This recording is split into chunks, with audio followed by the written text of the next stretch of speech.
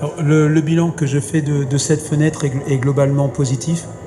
C'est vrai qu'on a eu à intégrer trois nouveaux garçons. C'est vrai qu'on a un manque dans le registre intérieur, donc on s'attendait que sur les trois bonnes équipes, dont deux qui sont vraiment très très fortes, ce soit vraiment pas facile, qu'on soit obligé un petit peu de combler ce manque-là, et on savait que ça appuierait dessus. Et on sort trois matchs qui sont convaincants sur pas mal de secteurs. Mais bien évidemment, à ce niveau de compétition, dès qu'on a un secteur défaillant, au fur et à mesure du match, on le paye. Et puis bien évidemment, on a une équipe qui est jeune. Et c'est vrai qu'avec un petit peu l'inexpérience qu'elle a, on se fait parfois un petit peu attraper par la patrouille. Ce qui nous coûte souvent quelques paniers faciles. Mais je pense qu'on est vraiment dans la bonne direction. Austin, of course, you lost 3 games, but we saw a lot of improvement in the team. So, as a player, La chance au niveau de cette équipe-là, c'est qu'elle peut progresser dans tous les secteurs.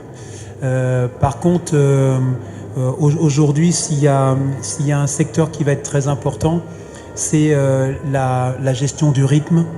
Et le gâchis. Par exemple, sur le match qu'on a eu hier, on a 24 pertes de balles.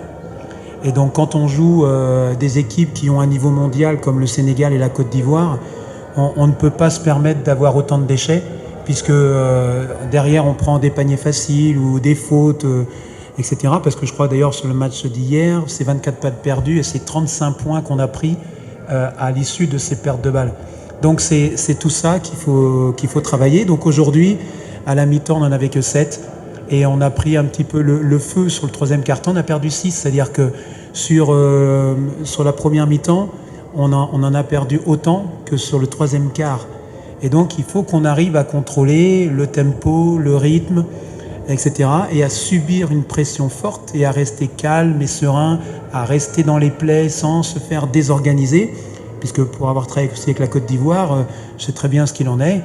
On fait en sorte de mettre la pression pour que les joueurs adverses aillent jouer dans les spots qui sont pas bons. Et après, ça désorganise le timing, le spacing, etc. C'est le propre du haut niveau que d'imposer son jeu.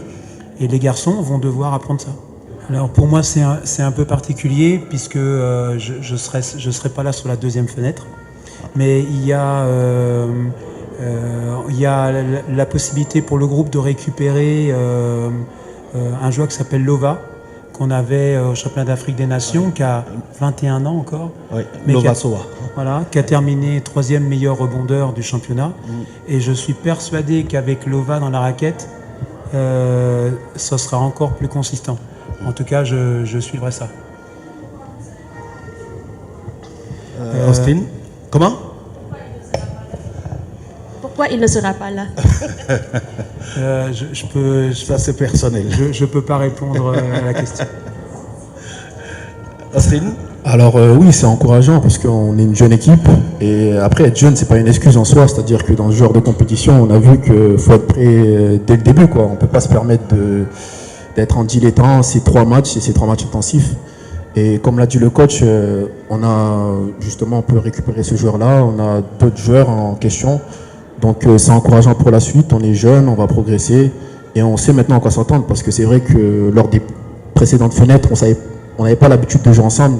On a découvert des joueurs, tandis qu'il y a des équipes qui font 5, 6, 7 ans, ils se connaissent très bien. Et nous, on accumule dans la jeunesse, l'inexpérience entre nous. C'est vrai que c'est pas facile. Donc là, on aura accumulé de l'expérience, on aura récupéré des joueurs et c'est vraiment encourageant pour la suite, quoi.